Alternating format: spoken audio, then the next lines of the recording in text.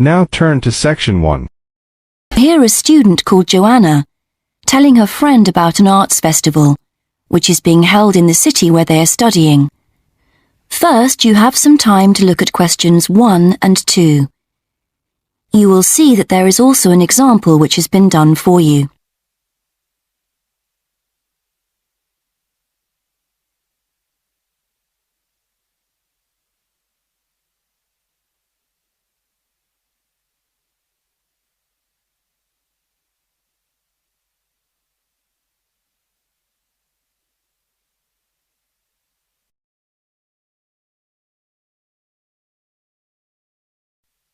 Now we shall begin. You should answer the questions as you listen, because you will not hear the recording a second time. Listen carefully and answer questions 1 and 2. Hi, Joanna. Where have you been? Hi, Dave. I had to go into college to return a DVD I'd borrowed from the library. Oh, right. But while I was there, I got some information about the City Arts Festival that starts next week. Oh, yeah? I saw a poster advertising it somewhere. Yeah, and I picked up this leaflet from the library.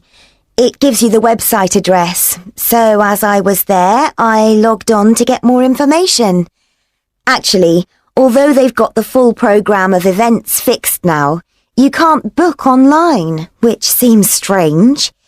There's a number to phone, though. And are there student discounts? I guess so, but I didn't notice. Anyway, there are 3 things I'd like to see. An Italian film, a rock concert, and an art exhibition. Oh, The exhibition's free, and you don't need to book, so I'll definitely go to that. But I'm going to get tickets for the film in case they sell out. good idea.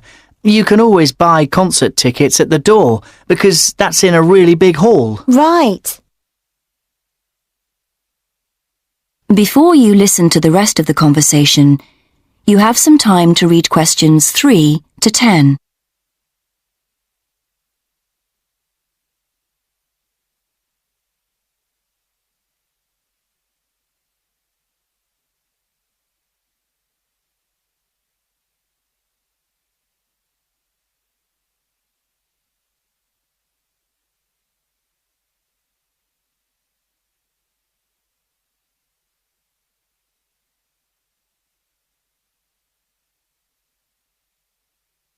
Now listen and answer questions 3 to 10.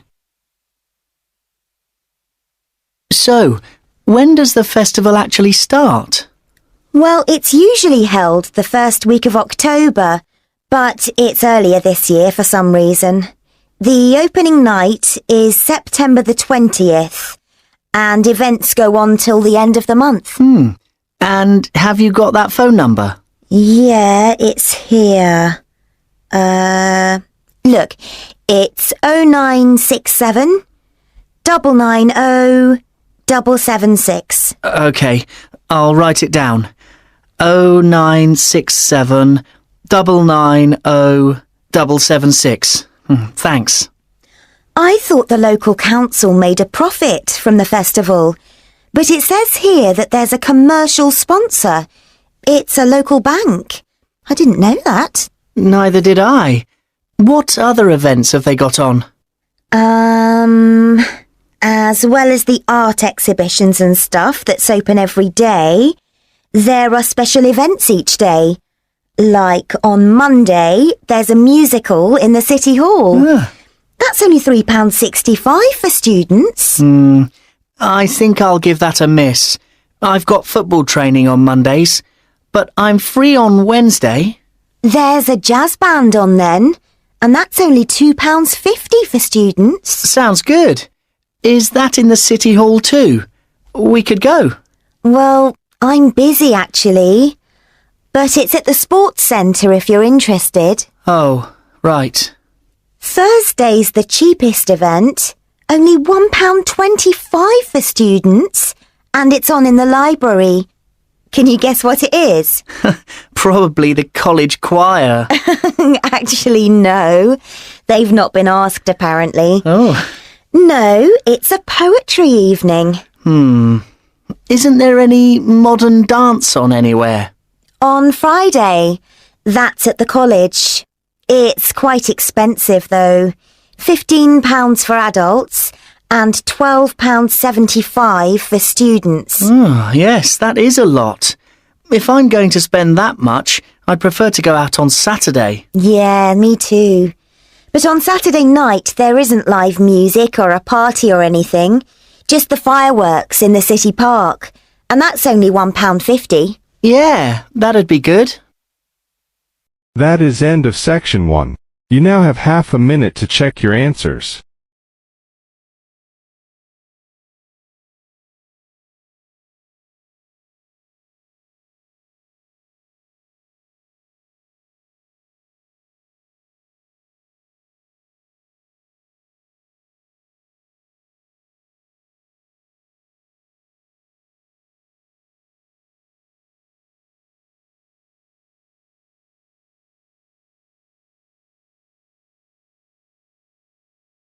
Now turn to Section 2. Section 2. You will hear a speech to a group of volunteers preparing for a town's anniversary celebrations. First, you have some time to look at questions 11 to 15.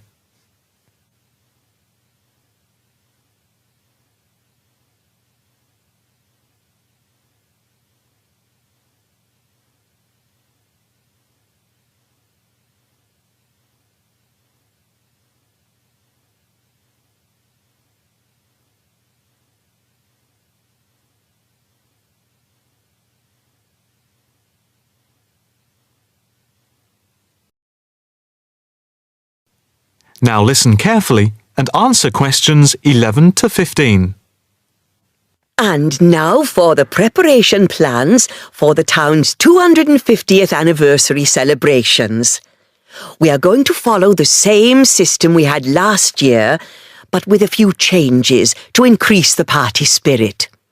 First of all, this time we are going to make the concert on the beach open to everyone without charge.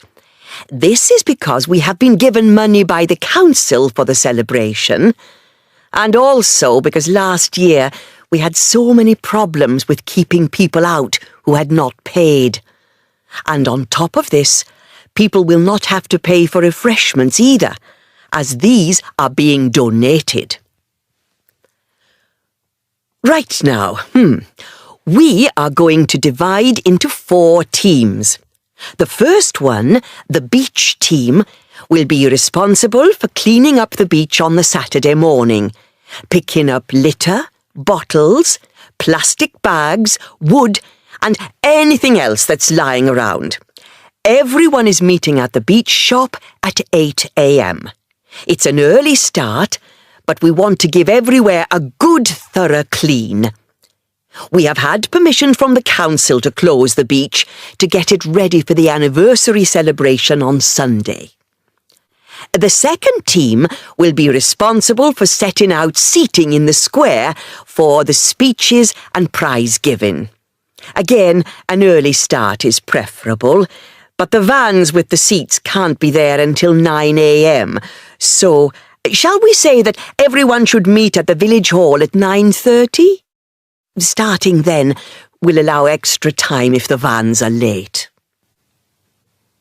Before you hear the rest of the talk, you have some time to look at questions 16 to 20.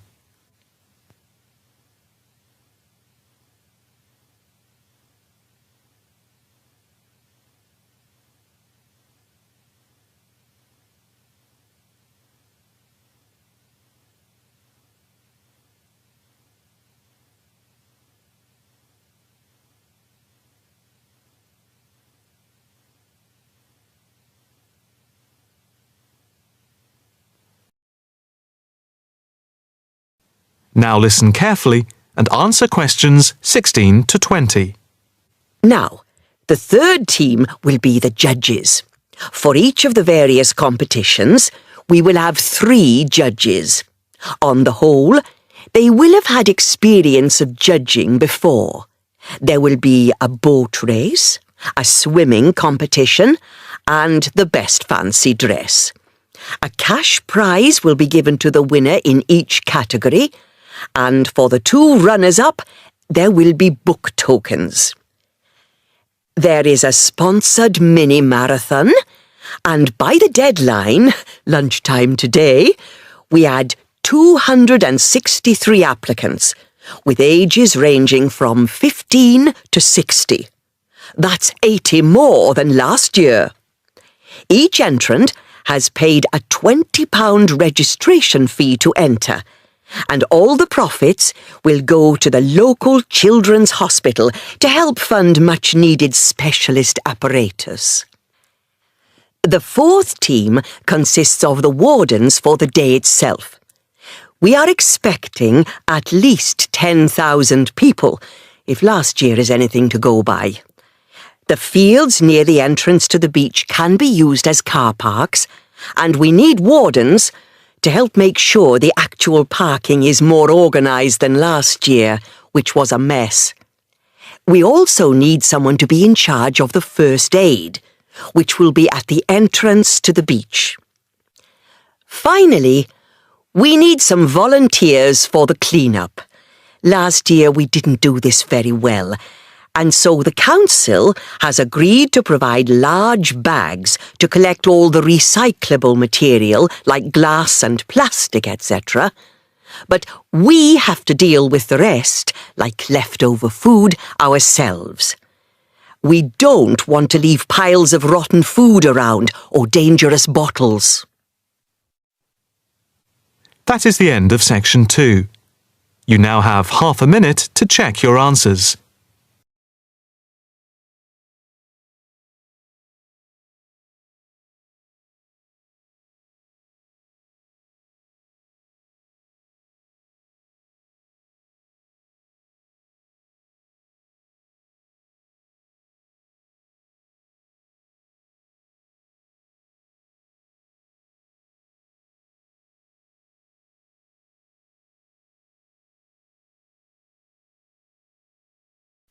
Now turn to section 3. You will hear a student called Sarah talking to her college tutor about some research she has to do as part of her course. First, you have some time to look at questions 21 to 27.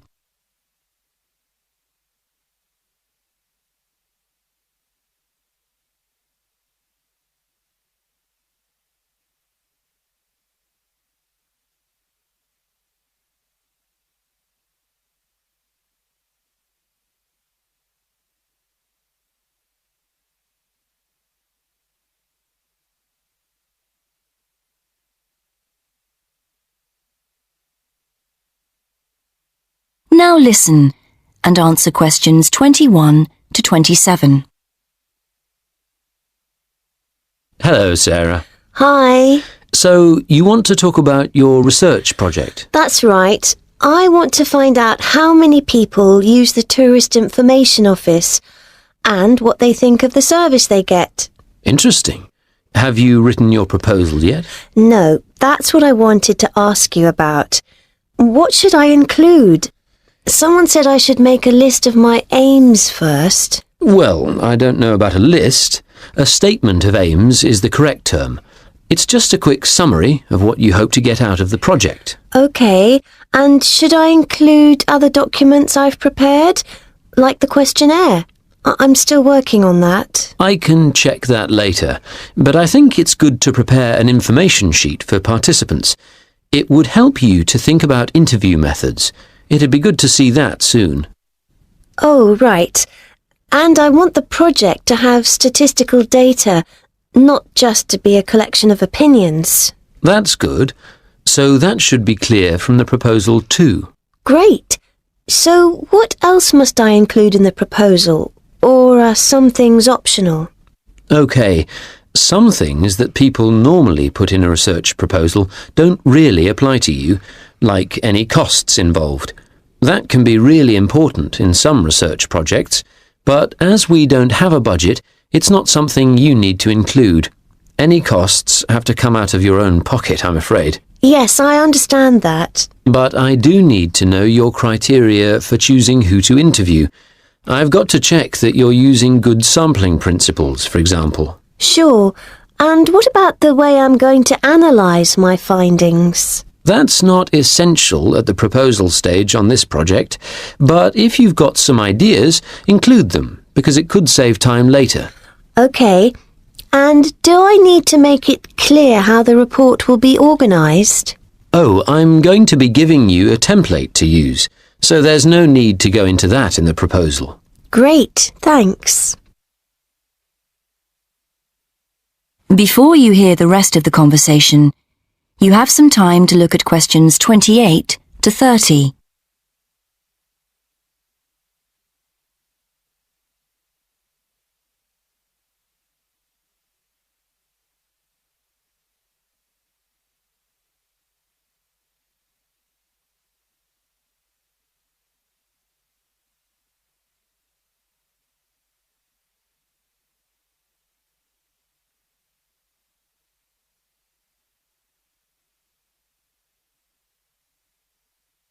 Now listen and answer questions 28 to 30. Actually, another thing we could discuss now is making sound recordings of interviews. Oh, right. Do I have to record them all? I could try to get as many as possible, but it'd be rather expensive. Yes, don't worry. You only need a few chosen randomly just to give an idea of how the interviews are going. You can send one in each time you update me on your progress. OK. How often should I do that? I haven't done a timetable for the interviews yet, but they'll be spread over 3 or 4 weeks, with about 200 in total. I reckon on doing 20 a day. Let me know how you're getting on at the end of each day's interviewing then, whether you've had any problems or not. It can be a lonely job. Thanks. I appreciate that. And what about the confidentiality of participants? Because that can cause problems. Well, I'm getting them to sign a consent form. It says that I'll only use the information for my research, that I won't pass it on to anyone else. But that's the only promise I'm making. They have to give me their names and agree to their data being stored on the college computer network. That sounds good. You won't put names in your report, I know, and the data will all get deleted at the end of the year, but we don't promise any of that. Sure. That is the end of section 3. You now have half a minute to check your answer.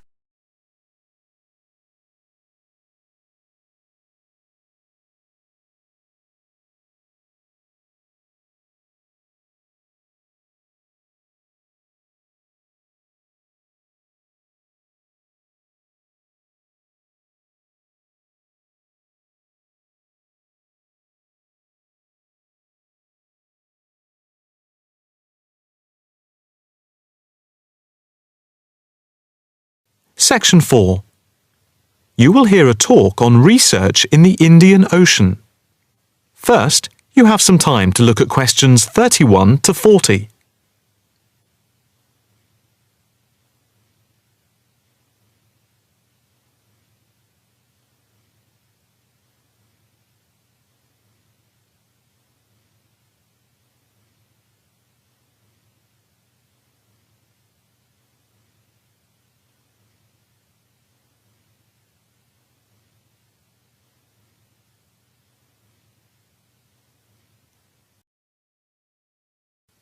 Now listen carefully and answer questions 31 to 40.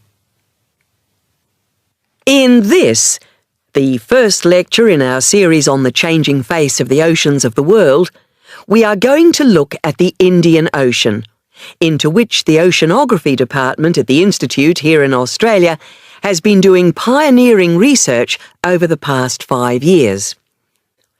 Let us start with some facts about the Indian Ocean to give you an idea of the scope and complexity of the enterprise we have undertaken. As you can see from the diagrams here on the screen, showing the relative size of the planet's 5 oceans, the Indian Ocean comes third after the Pacific and Atlantic Oceans, but is larger than the Southern Ocean and the Arctic Ocean.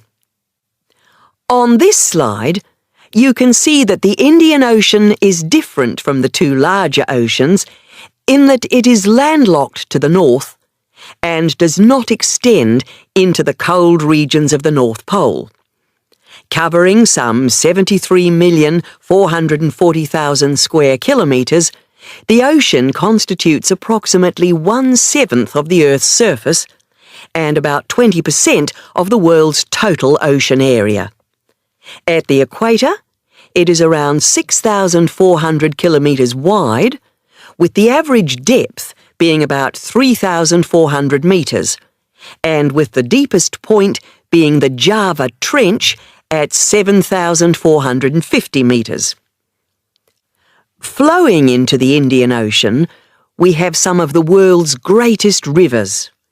The Zambezi here, the Ganges here, the Indus, the Brahmaputra and the Tigris-Euphrates just here. The two largest islands in the Indian Ocean, Madagascar, here off the coast of Africa, and Sri Lanka, here off the southern tip of India, are structurally parts of the continents of Africa and Asia, while islands like the Seychelles are exposed tops of submerged ridges. The Maldives are low coral islands, and Mauritius and Réunion are volcanic cones. The surface waters of the ocean are warm, except where the ocean touches the cold waters to the south. A network of scientists, mainly oceanographers and meteorologists from around the world, are monitoring changes in the ocean's temperature and acidity, especially where it meets the Southern Ocean, in order to see how global warming is having an effect on the waters there. An assessment is also being carried out on how this is impacting on low-lying habitats and peoples in the more populated coastal regions around the rim of the ocean. In the warmer north, islands are vulnerable to even the subtlest changes in sea levels and tides, so they are being closely watched. Moreover, a close eye is being kept on wind changes, especially alterations to the monsoon rains, typhoons, cyclones, and any other natural phenomena. In addition to the information sent from the ship that we have stationed off Antarctica in the south of the Indian Ocean, data are being transmitted round the clock from buoys anchored at various points around the ocean. 5 of these buoys are observing ice packs and icebergs coming into the Indian Ocean from Antarctica. Besides the buoys, data on cloud cover and wind and temperature change are received by satellite. Satellite images are also being used to record the size of the icebergs from the moment they break off from Antarctica. Their course is then mapped as they move out into the Southern Ocean. Here at the Institute, the raw data from the various sources are received and the information is then constantly processed by a bank of computers. Once the data have been collated, the next step in the process is the analysis by experts here and at centres around the world, looking for even the slightest shift in patterns of temperature, wind, and sea levels. In the light of the fact that this is a global enterprise, the Institute is staffed 24 hours a day with researchers working in shifts, and we are in constant contact with centres all around the world. In total, 900 experts from around the globe are involved in the programme. The work at the Institute is now into the 5th year of a 10-year data collection, which began in 2003. The analysis of the 5 years to 2008 will be published early in 2009. However, changes in patterns are already being noticed since the data have been gathered. That is the end of section 4. You now have half a minute to check your answers.